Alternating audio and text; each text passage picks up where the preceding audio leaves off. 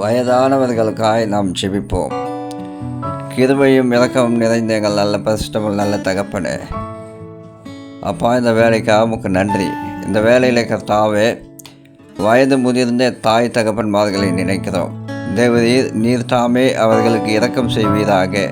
அப்பா, இந்த வயதான காலங்களில் கர்த்தாவே, அவர்களுக்கு ஏற்படுகிறதான சுகவீனங்கள் பலவீனங்களிலிருந்து பூரண பலனையும் சுகத்தையும் நீர் தருவீராக.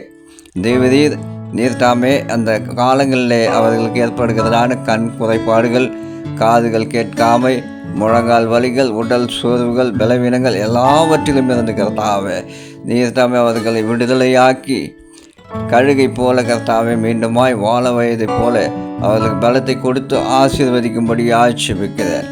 நீர் கொடுத்திருக்கிறதான இந்த வாழ்வை கர்த்தாவே அவர்கள் ஆனந்தமாகவும் மகிழ்ச்சியுடனும் கழிக்கத்தக்கதாக தேவரீர் நீர் தாமே அவர்களை பலப்படுத்தி காத்து கொள்ளுங்க ராஜா.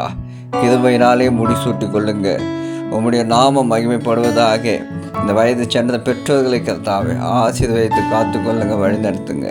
இயேசுவின் மூலம் பிதாவே, ஆமென், ஆமென். நாளை படிக்கிற பிள்ளைகளுக்காக ஜெபிப்போம்.